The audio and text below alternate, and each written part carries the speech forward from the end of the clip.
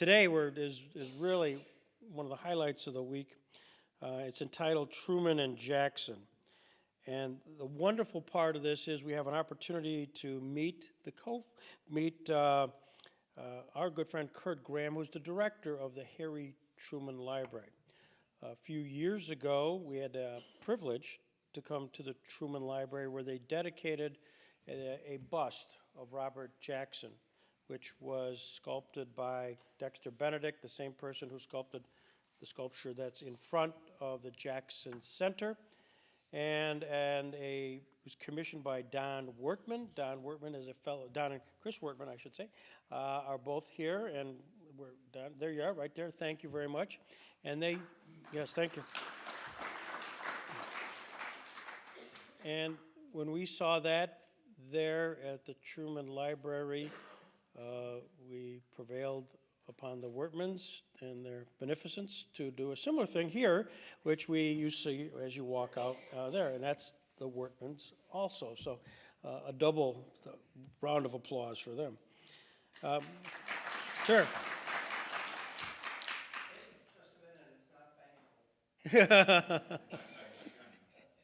Well, thank you. But through that process, being out there with meeting the library, the Truman Library folks, and its relatively new director at the time, Kurt Graham, we established a conversation, a relationship, and looking forward to opportunities where we could collaborate. And some are pretty logical.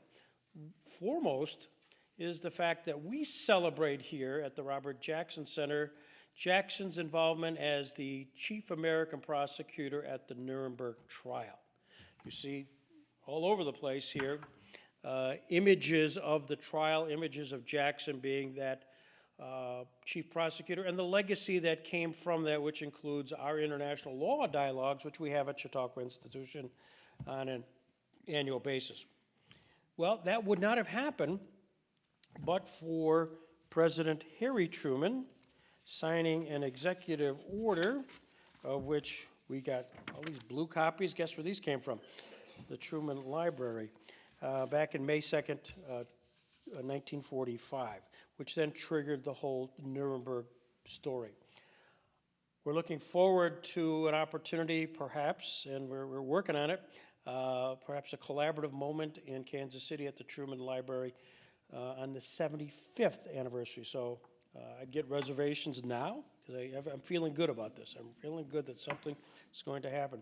And then just a quick piece of serendipity of life. For those that were here yesterday, you saw Second Circuit Court of Appeals Judge Chin. Here he had written together with his wife Kathy the play, which was the Fred Korematsu play. Afterwards, we were talking about, gee, this is spectacular. Can we do something again? Anytime you get a Second Circuit Court of Appeals judge, you take advantage of it. He said, well, I've done one on Nuremberg. I said, what? I did one on Nuremberg. It's got Robert Jackson all over it, and I'll find it, and send it to me. So while we were having lunch, literally today, talking about something we might do, Judge Chin sent me the transcript of that, which we'll no doubt consider doing in Kansas City. I like the fact that I can talk, and all he can do is just nod. He just can't even respond to the question. So what we're going to do today is two things. One is an opportunity to look at a film. When we were at the Truman Library on display honoring the Nuremberg trial, they had a video clip. On the video clip, it was Tom Schmidt, Julia Craighill was the granddaughter, myself, and it was Truman talking about Jackson. Truman talking about Jackson. He had been interviewed in 1963 for a series which aired, I don't know where it aired because I'd never seen it, in 1964 called Decision, dealing with Truman's decisions in life. And so what you're going to see for the very first time today is a vignette of the segment dealing with Truman talking about why he wanted to have the prosecution of the trial and why he chose Robert Jackson. And why is this a world premiere? Well, it was under copyright protection by Sony.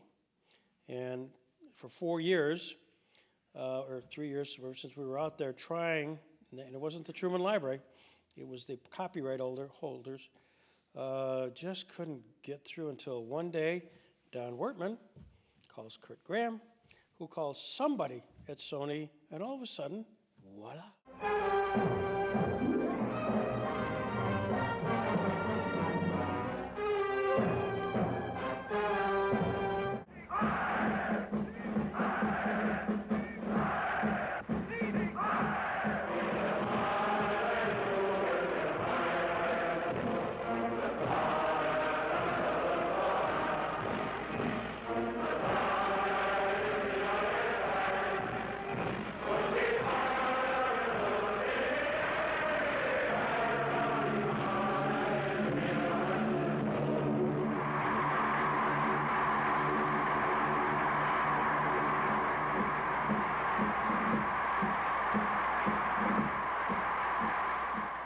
This man gave the orders.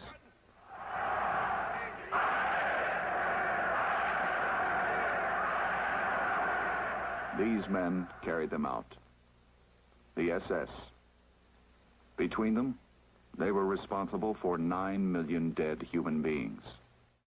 Under the precedent of international law, the waging of war has gone unpunished. It would take a strong decision to establish the concept of punishment of war criminals. This story is about that decision and the facts behind it. And I wanted them told, no matter whom they hurt. President Roosevelt, about a month before he died, had sent me to London on a mission to talk with Mr. Churchill, then Prime Minister, and with the British War Cabinet on the subject of trying the major war criminals of the Nazi regime. President Roosevelt was very anxious that they be tried so that there would not grow up the myth about Hitler and his cohorts that grew up about Napoleon. 1945. The new President of the United States, brand new to the responsibility for a decision. What would Harry Truman do? I hadn't been in office more than 24 hours when Mr. Stettinius, the Secretary of State, came to see me and gave me a brief on what was proposed. There it was in black and white. The principal policy was the destruction of the national Nazi government and the war trials of the various criminals. Back after World War I, the Allies wanted to try the Kaiser for what they called supreme offenses against international morality and the sanctity of treaty. But he escaped over to Holland, and they wouldn't turn him over for trial. A list of 100 war criminals was given to the Germans for them to try themselves. They tried a dozen. 9 were convicted and got very mild sentences. Moscow, 1943.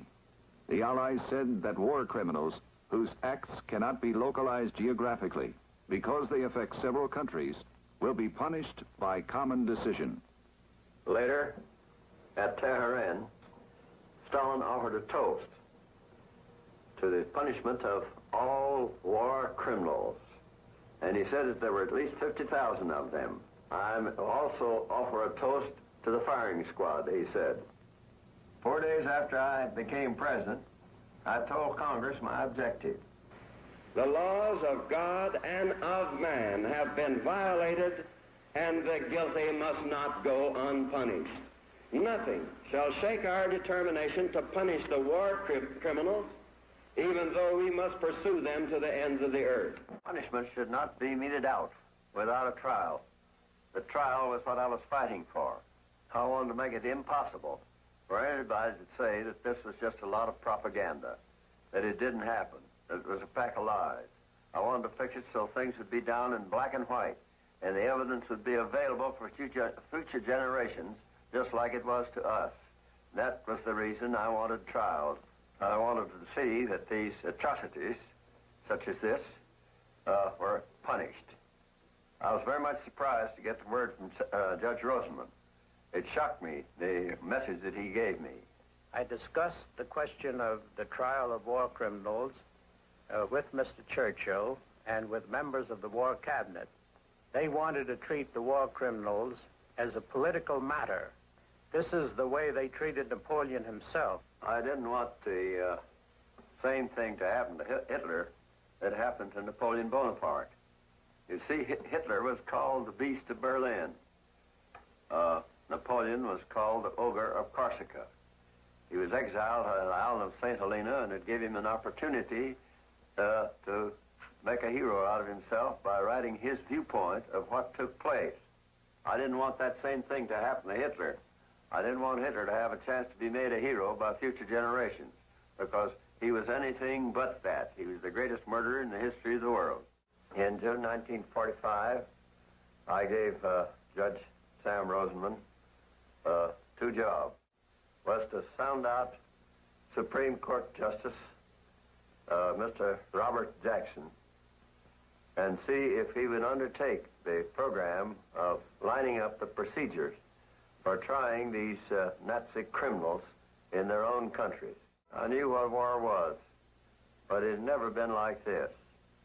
And I was determined, if it was the last thing I ever did, to let the whole world know just exactly what had been happening. Justice Jackson had made up his mind. He said he'd tackle the job.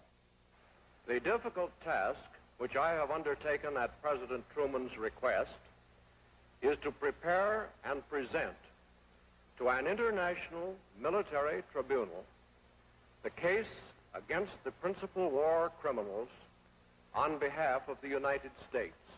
And believe it or not, the Germans were helping. They had kept all kinds of records of what they had done. Pictures, movies, all sorts of things that showed just exactly what they were doing.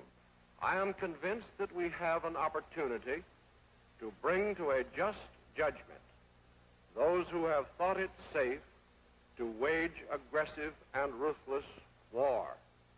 The measure of our success will, of course, depend upon the support we have from the people of the United States.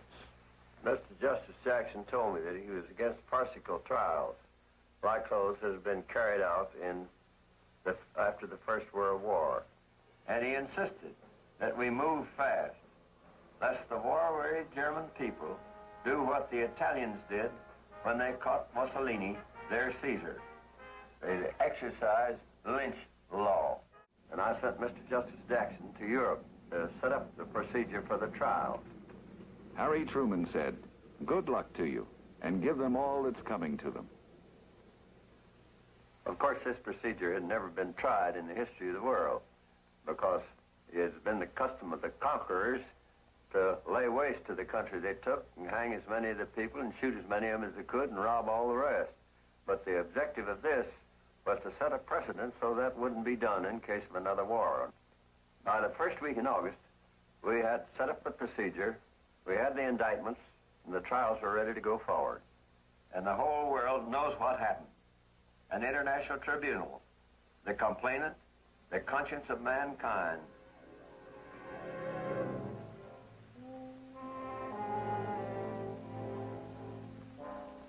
Why is there law? Why are there trials? Why is there punishment? Surely not for retribution, small payment for such slaughter, but for hope. Hope that a lesson taught is a lesson learned. Beyond this handful of master criminals, 80,000 smaller Nazis were also tried, most of them punished. It is to be hoped that all of the others, and all the world too, may have learned that man must not do such things to mankind, anywhere, ever again.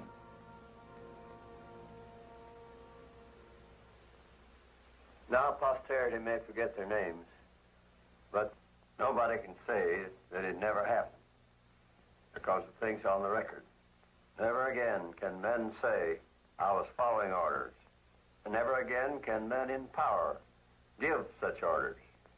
It is a precedent which will last in history, and I'm as happy as I can be that we were able to establish that precedent, hoping always that there'll never be another world war or any other kind of a war. But if there is one, these people will understand that they're up for punishment if they carry on the horrors such as Hitler and Mussolini did. Had you seen the series? It's called Decision, Conflicts of Harry Truman? Yeah, that was a series that was done in you mentioned 1963. I think it aired in 64, or maybe it was over 2 years. There was several. I think there were 26 episodes. It was a series that was done on CBS, and we've gone back and I mean, those have been digitized, and you've got this, but we've also got some of the outtakes of those. When he flubbed up or whatever, or said more things, and it was that was edited down.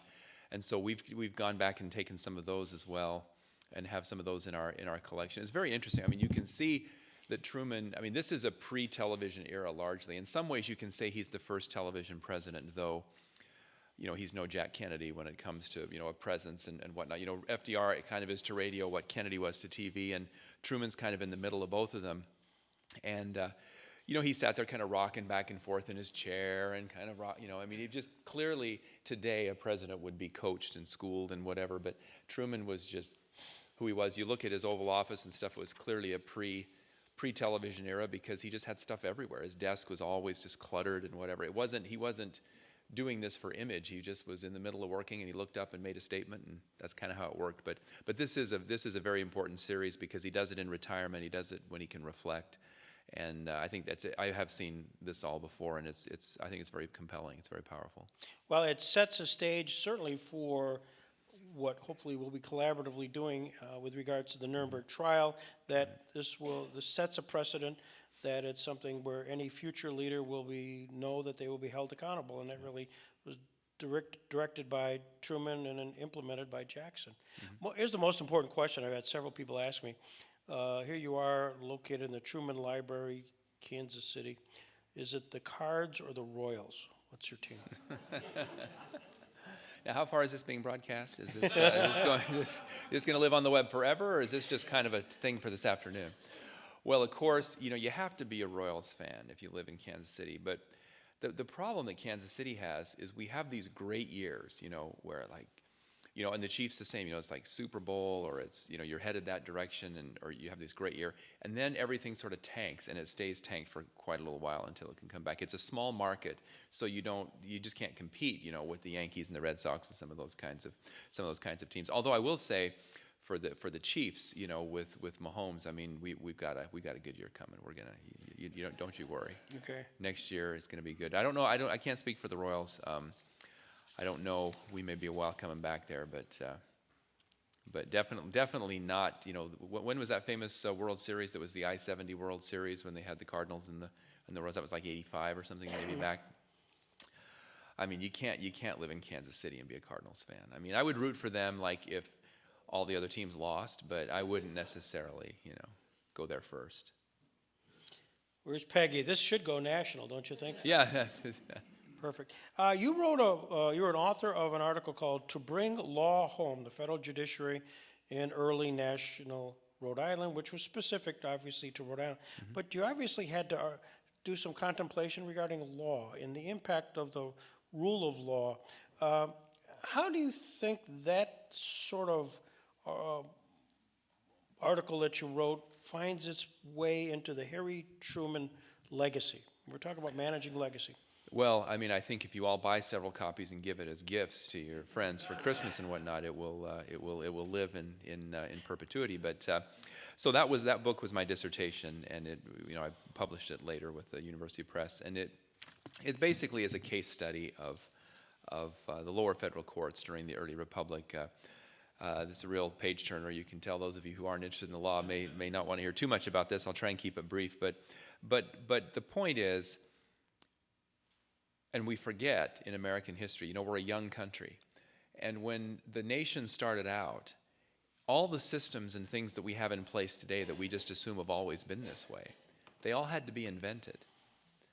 The Judiciary Act of 1789 was, I would submit to you, the single most important piece of legislation that's ever been passed, because it set out these three layers of the courts, the district and circuit and the Supreme Court, under the Constitution. So in doing that research and writing that book, I wrote about the emergence of the legal profession as well, and legal education, and how the bar becomes the bar, how lawyers carve out this place for themselves, and they've been doing it ever since. finding a place that was just theirs in this thing we call the law.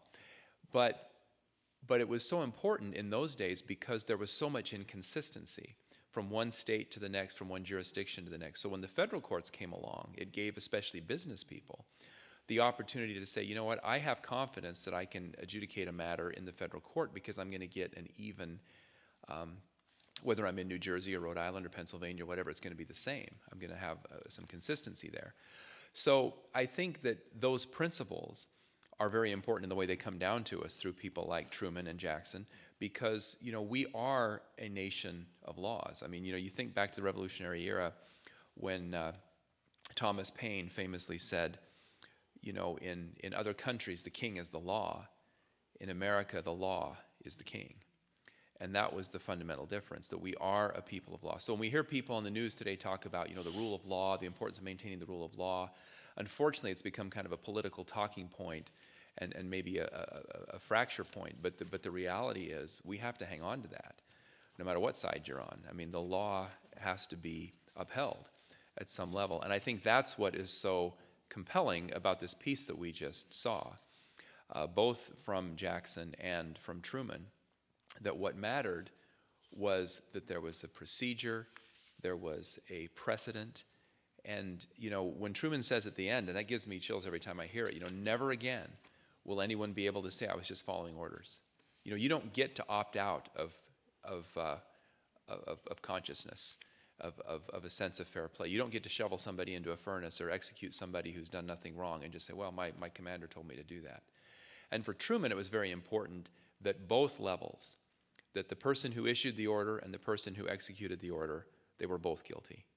And he wanted to see that justice was brought to them. I think, just to finish up on that question of law, when he said in there, and the line that stuck out to me this time around was when he said, in these trials, the complainant was the conscience of mankind. That was the plaintiff, the complainant in these cases in Nuremberg. And what a beautiful way to think of that it's our collective conscience that is bringing this trial, bringing this complaint forward to say we can't treat one another that way under any circumstance, even in the horrors of war. We can't treat one another that way, or it's all over, right? All bets are off. If we can't at least come to a minimum level of acceptance, of decency, and that comes to us through law. And that's why, obviously that's been important to me in my career, but I think it's important to us as Americans. I think it's important to us as human beings. There are laws, whether you talk about nature's law or God's law or civil law or whatever. We are a people who need to understand that that's how we operate. During this time period in 1945, when you think about when he became president and the May 2nd order, a very short period of time, and also things were going on, juggling in the United Nations as well in San Francisco. Yeah. Can you give a little backdrop of what was going on those early days? Well, so the early days, Truman's administration, there's nothing like this in American history. It's a very unique moment for the genesis of the advent of a new administration. Truman becomes president on April 12th, 1945. And May 2nd is when he issues this order that appoints Jackson. But one of the first decisions he had to make was whether to follow through on Roosevelt's concept and formulation of this thing of the United Nations. Now, Truman had been a huge Wilson fan, and the League of Nations and that whole failed effort at the end of World War I, he lamented that, and he felt like this was a chance. So when people came to him, in the early days, right after Roosevelt's death, right as Truman is becoming president, well, what do we do about this thing in San Francisco? Do we want to go through? Should we cancel? He said, absolutely not. We're going through with this. We have to get this in place and follow through with this. So one of the first things he does, he goes to San Francisco and gives that speech and gets everybody fired up about the United Nations. But the rollout, the pace at which things happen in those first 4 months. We just had an author, and I'd commend this book to you. A.J. Bain wrote a book called The Accidental President, and it chronicles the first 4 months of Truman's presidency. He becomes president on April 12th. By August, the bombs have been dropped and the war is over. You talk about on-the-job training. You talk about, hit the ground running, call it what you will. But A.J. Baim says very eloquently, I think, never has so much history been shoehorned into so little time. And you think about what Truman had to do. And now remember, he had only been vice president for 82 days, and he had only met with Roosevelt privately twice.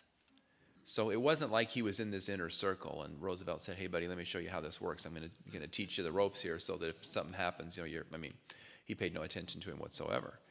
And from the selection through, like I said, I think they had lunch together twice in a private setting other than when they would have seen each other in larger meetings. So Truman has this whole situation of the war, and not to say there's not momentum, and he carried through a lot of Roosevelt's existing decision. I'm not trying to strip away any credit from a previous administration or from anybody else and say that Truman did all of this himself. I'm just simply saying that he did have the option of whether to continue some of the trajectory or whether to dial it back, and he moved forward full speed ahead, including going to Potsdam and wrapping up the war. May 2nd we get Judge Jackson. May 8th is Truman's birthday, and it's the day that Germany surrenders. Best birthday present he ever had, he said. He was 61 years old. So Jackson is appointed May 2nd, and one of the nice things of going to the Truman Library is we culled through a lot of the correspondence between Jackson and Truman about protocol and approval, and there's a lot of give and take here. It's really a remarkable archive. I don't intend to get into it. But what we found interesting here is that Jackson was pivotal in negotiating what's called the London Agreement. The London Agreement set the protocol for the trial, and Jackson signed it on behalf of the United States. And so here's the document. I didn't, till right now, I forgot that it existed, of Truman authorizing Jackson to be the authorized signator on that document, which we do have here. And just how much faith that Truman had given to Jackson in this time. I think that's incredible. I was going to ravage you and say that those blue copies weren't supposed to leave the library, but now that you've got them, you can keep them. I'm not even sure I was supposed to show what I just showed. Yeah. No, it is. You raise a very interesting point about that, though, because it seems foreign to us, doesn't it? If the president were to ask the Chief Justice, or one of the associate justices to go undertake a mission on behalf of the United States outside of their service on the court, I think we would find that a little bit jarring. But you know what? Historically, think about the John Jay Treaty. Washington, this is in the 1790s.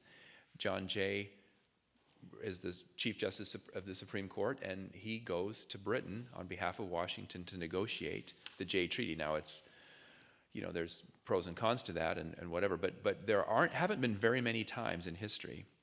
And in fact, Jackson and Jay might be the only two that I can think of off the top of my head, and maybe somebody here who knows of another time, when a Supreme Court justice has been asked by the president to take on basically an extracurricular assignment, right? There's no requirement for a Supreme Court justice to do anything other than hear cases that come to the Supreme Court.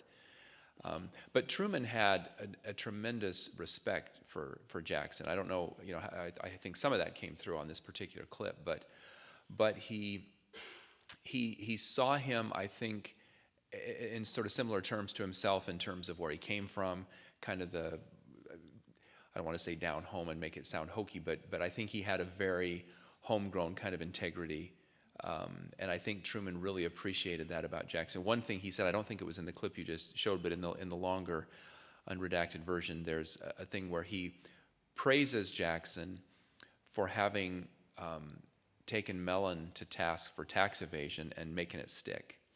And to Truman, that was like, okay, if he can do that, he's, this guy's got some chops, he can make this happen. So I think that, I think there was a built-in respect there in kind of a mutual background and mutual understanding. They didn't always see eye to eye later. Maybe we'll talk about that. But certainly at this point, Jackson was somebody that Truman trusted not only to do this job, but like you say, to step up to the mic on behalf of the United States and affix his signature to a document that says, by the way, folks, these are the rules of the road. Here's how we're going to run this. One final piece that's in the archives. Jackson had sort of been told by advisors that the case had been prepared. Essentially, you can take a leave of absence during the end of the term in 45, go prosecute the trial. You'll be back by the beginning of the Supreme Court term in October of 45. You didn't get back till October of 46, which caused a lot of angst. There's correspondence with Justice Stone, the Chief Justice, and in fact, Jackson had offered to resign as his post in Nuremberg to come back to do the court. And Harry Truman wrote him a letter, April 2nd, 1946, appreciating very much that he had received correspondence from the Chief Justice, and went on to say, I think you've arrived at the right decision of staying at Nuremberg. It is vitally important now, particularly that this program on which you are working be brought to a successful conclusion, no matter how long it takes. And while I regret exceedingly that it is necessary for you to be away from the court so long, I don't think it would be in the public interest now to break the continuity of your program. I think you have done a remarkable job, and I know you want to see it to a conclusion. So here's the president essentially assuring Jackson, even though he's got this conflict going on with wearing two hats, stay with it, stay the course. Yeah. No, I think that's quite a statement, isn't it? I mean, it tells you a lot about Harry Truman. It tells you a lot about what he thought about the importance of these trials, and I think it tells you a lot about his confidence in Jackson, that he did not want to lose his guy on the ground in such an important undertaking. I mean, these trials, this was not just a procedural thing for Truman nor for Jackson. I mean, I think that they really understood that they were setting international precedent, and that hopefully, future generations would look to this as the way that this was supposed to be handled. During the time that Jackson was at Nuremberg, the Chief Justice Stone, that it was referred to in this letter, dies. And there had been an implied understanding with Roosevelt in 1941 that should there be a vacancy, Jackson might be elevated. That didn't happen. Things changed. Because I know that you probably haven't had time to spend much time about it, but that was now that became a conflict between the president, who chose his Secretary of Treasurer, Vinson, to somewhat of the chagrin of Jackson. And Jackson made an error by sending a note of concern and regret, and which then became public. Did that come up in any of your studies? Yeah, I mean, the thing that's interesting about that to me is, it's a reminder that we often look at people in public life, and they become kind of, I don't know, plastic to us. I mean, the ones we don't like are plastic. I guess the ones we like are bronze. But they become kind of a different, they become inanimate. They become like just these things, these figures, these things. And episodes like this, like being overlooked as an appointment to the Chief Justice, these are real people. They have real feelings.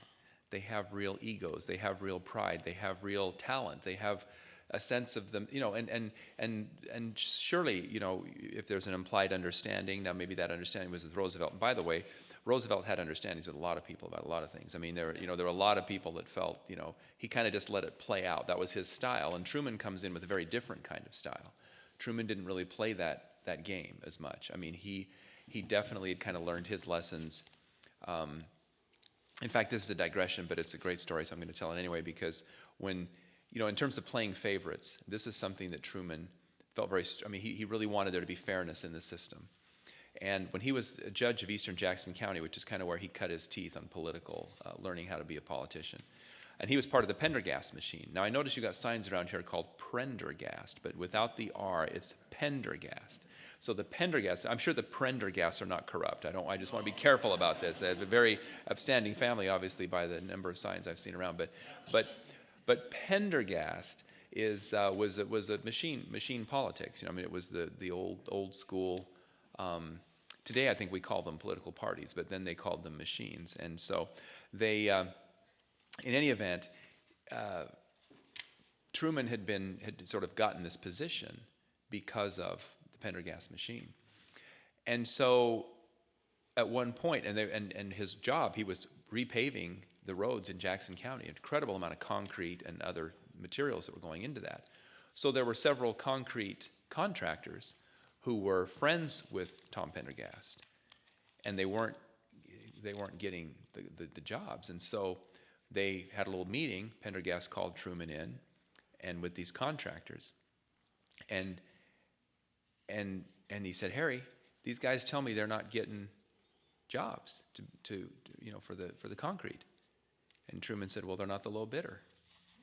And Pendergast turned to those guys and said, I told you he's the most contrary son of a bitch I've ever met.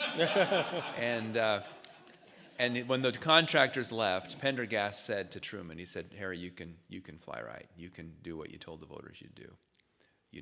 He didn't require, he took that pressure off of him to have to do favors and whatever for this. And so it's interesting to me, and that's a long way and not a very direct way of sort of dealing with this question of fairness. But, people have expectations. People want to get certain things from their leaders and from the system. And for Truman, it was always very important that be done fairly.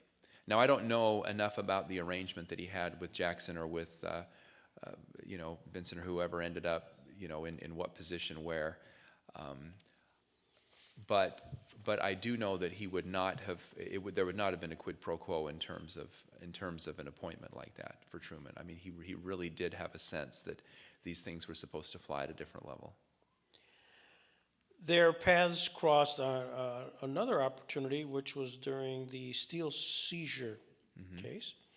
The president took over the steel industry during the Korean War, which then found on a rapid style before the court. We at the Jackson Center had a continuing education program where we invited back the law clerks who were with the justices during that time period. It was fascinating. I'll bet, yeah. And so we had Love to see some that. clips of President Truman. So maybe another opportunity given the occasional use of the executive powers these days.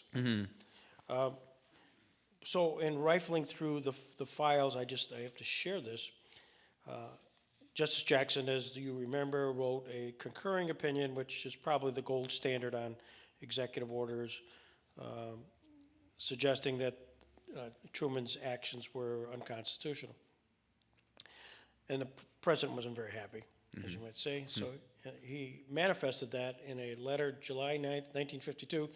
It says, Dear Bill, I appreciated very much your letter of July 3rd, and I'm sorry that I didn't have a chance to talk with you before you left. In fact, I am sorry that I didn't have an opportunity to discuss precedents with you before you came to the conclusion you did on that crazy decision that has tied up the country.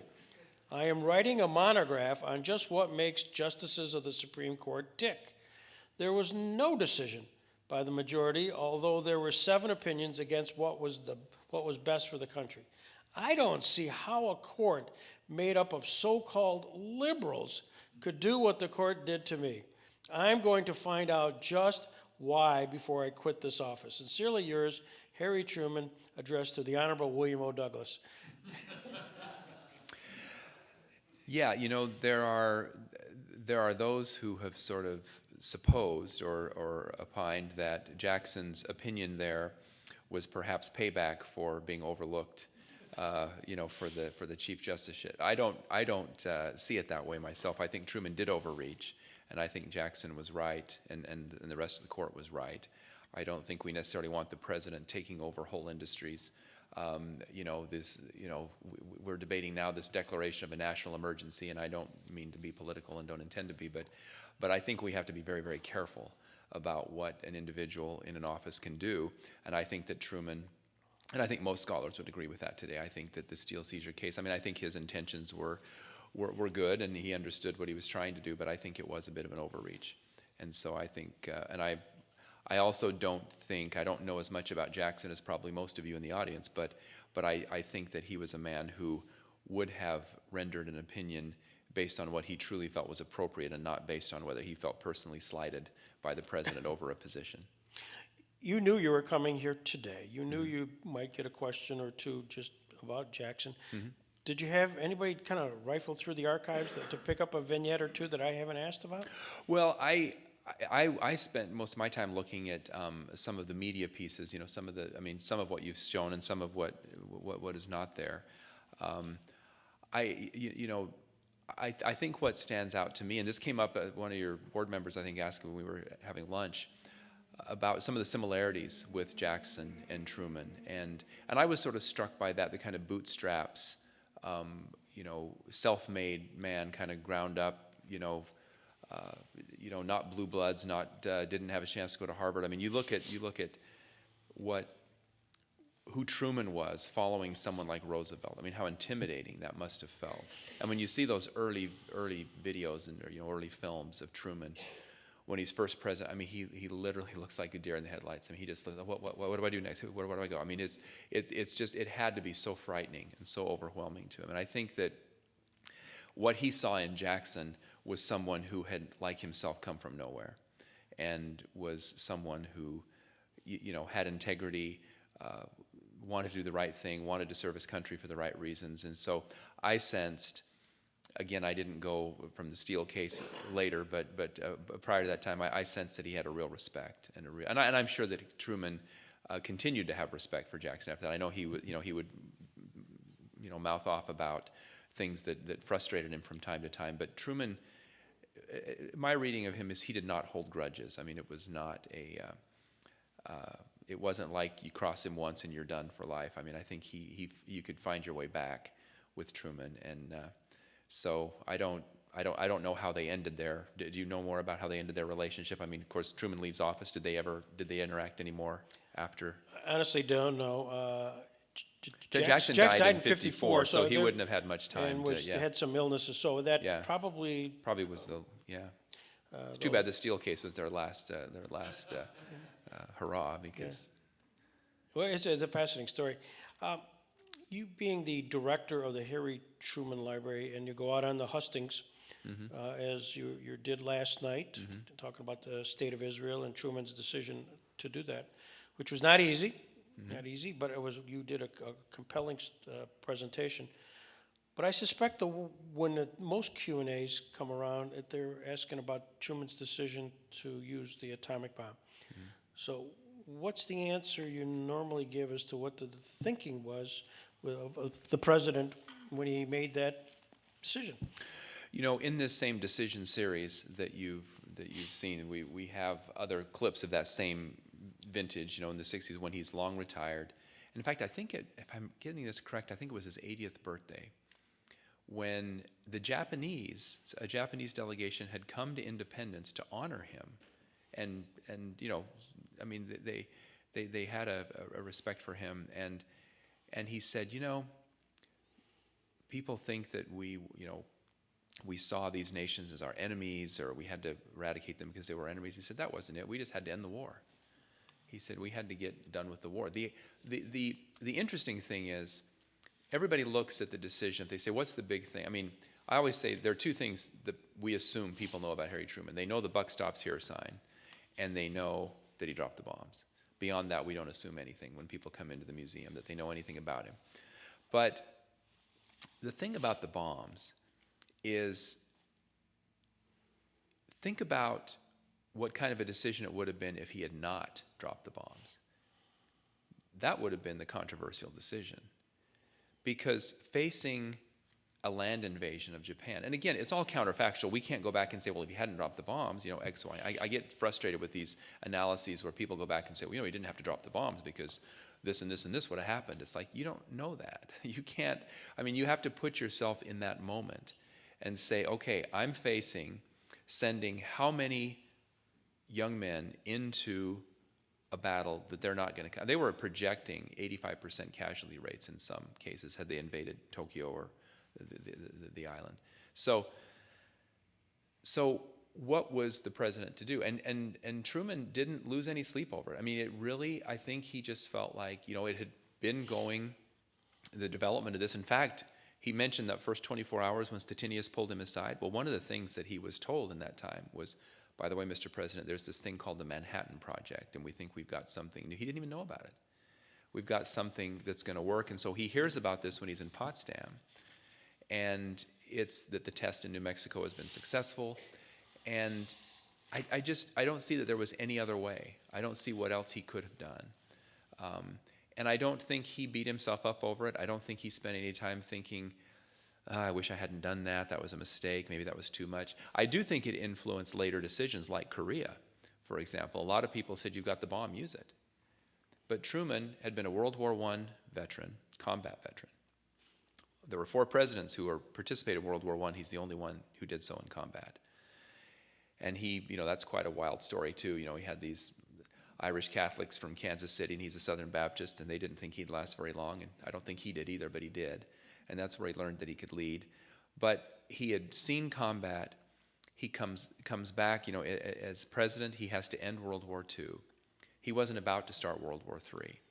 And he's the only person in the world who knew what it was like to go to bed having put, over 100,000 people to death at one time. It had to be a burden at some level. But on the other, so he was hesitant. He did not want, he knew World War II had ended with nuclear weapons. He did not want World War III to start with nuclear weapons. And he knew that's what would happen if the Chinese got pulled into that war. So the lasting impact of his decision is it did affect, I think, later decisions that he made. But I don't think anybody today, I know people say, well, they could have just dropped the bombs as examples, like on a deserted island, just to show how dangerous they were, whatever. I just don't think there's any really credible evidence that would have had much of an impact on the Japanese at that time. They were prepared to fight to the death.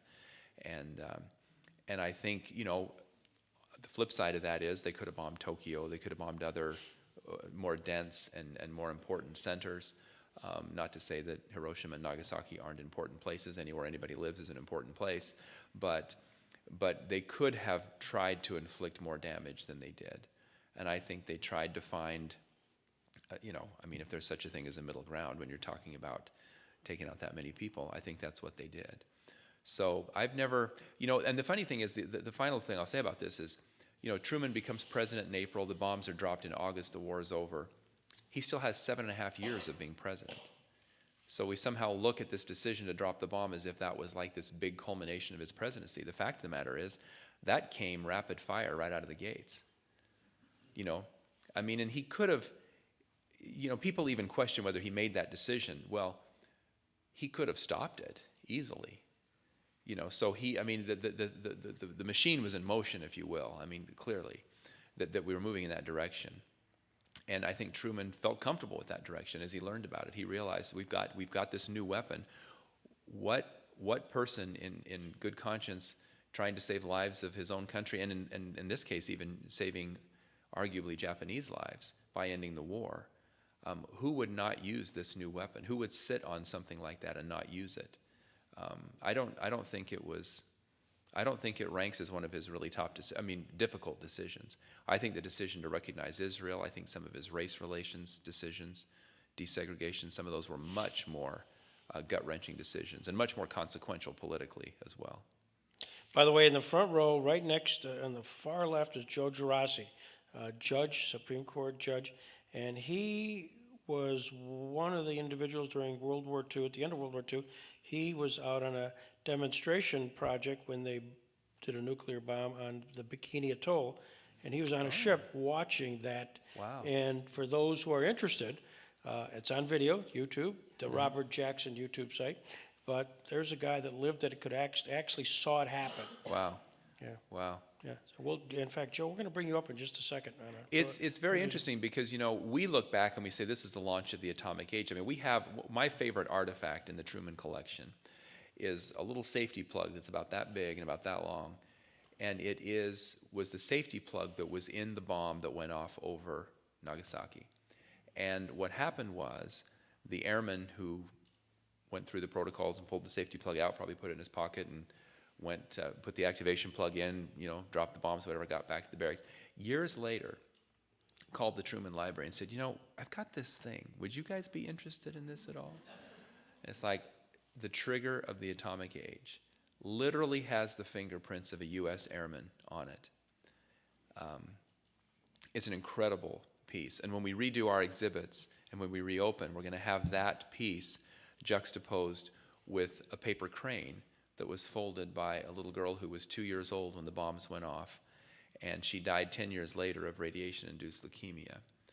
And her brother, who was 4 at the time, 70 years later, came and gave us one of the final cranes that she folded. And we have that on display at the library. And we're going to put that together, the trigger of the atomic age next to the symbol of peace that grew out of that horrific series of events. So it should be a powerful way of telling that story. Before we get out of Dodge, in your prior life, before you got to Harry Truman Library, you were in Cody, Wyoming, and you worked for the Buffalo Bill Center. Mm-hmm. Here in Jamestown is one of the foremost unique posters of Buffalo Bill that was painted on the side of a building. I've got to see that before I You go. know I had that- no idea that was. John, That's you've where got a this side is. trip. We've It's got here. to see it. here. No, I remember seeing a photograph of it when I was there because there was some conservation questions or something about it. This would have been, I don't know, 6-8 years ago. But that's, or more than that now, maybe 10, 12 years ago. I'm not aging, but it's just a lot of time is passing. That's how it's happening. But no, I would love to see that. You know, Bill took this show literally all over the world. I mean to Europe and everywhere, and it's an amazing. That's a fascinating story all by itself. I'm not going to talk about it because that's not why we're here. But it's a very interesting, and of course he came to this part of the world a lot. I mean, you know, he brought that Wild West, Buffalo Bill's Wild West through this area, and you know, took it to Europe and to the World's Fair and to. You know, the Kaiser wanted to study the logistics of how he moved this whole city. I mean, with animals. I mean, with bison and elk and horses and multicultural. It's a great story. So go to Cody, Wyoming. 5 museums under one roof. It's a terrific organization. Great story of the American West. But the Buffalo Bills Center and the family members had the reunion here, all Okay. centered around that poster and all the curation that went behind that. And I remember the days very distinctly. The facade on the building, which was on a corner, for those who remember 3rd and Pine, which was owned by the Reg Linné Center, fell. The facade fell onto the street. Just one of those magic moments in Old Town Jamestown. And there behind that was this poster exposed. So amazing. And then all of a sudden, it started flaking off. And then everybody, it was a clarion call for everybody to go to the street and pick up the pieces of this now flaking poster.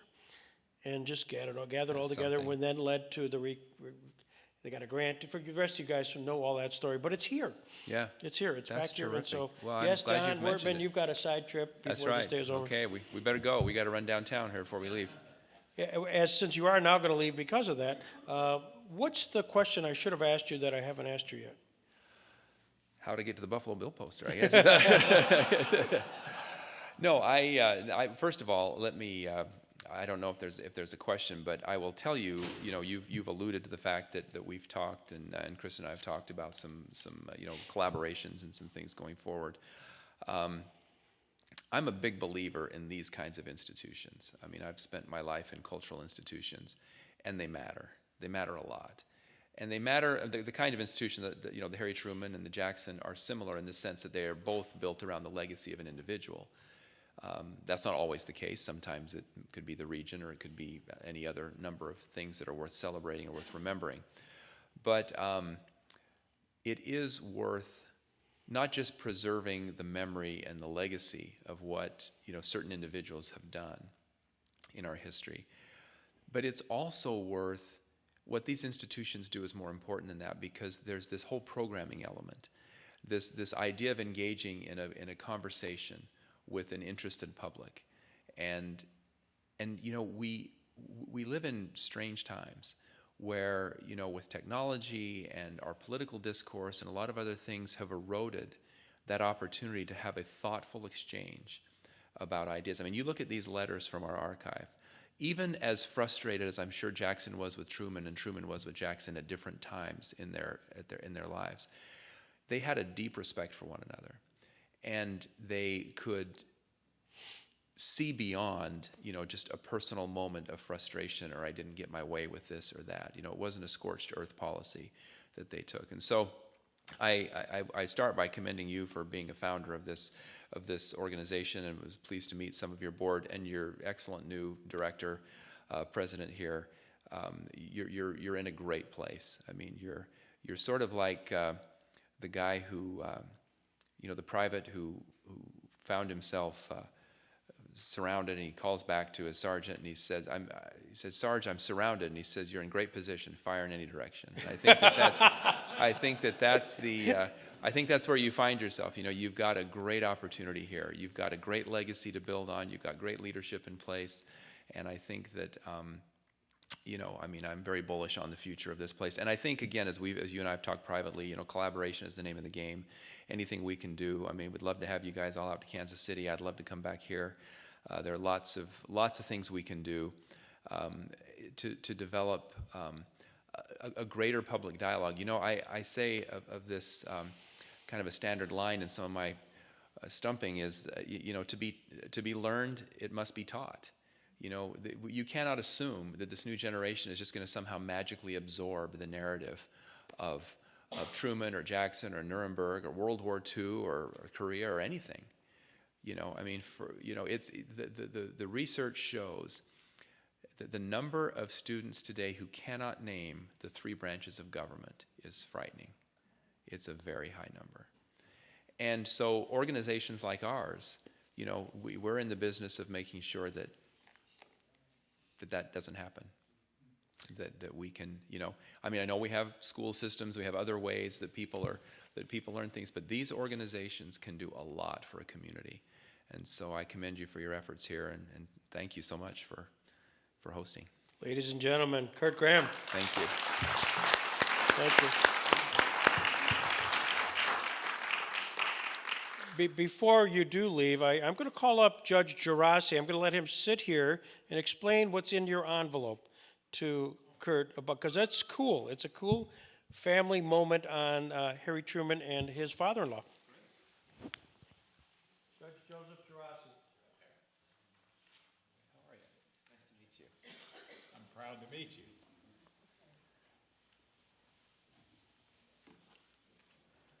Well, what I have are 2 letters handwritten by the president to my father-in-law, who was a passionate Democrat. Wow. From North Granville, and he treasured these letters, and so did I, but they're pretty beat up because he put them in a photography book, and they deteriorated under those conditions, but I did want to offer them to you if you wish, and the envelopes are handwritten as well. Oh my goodness. But the letters would say,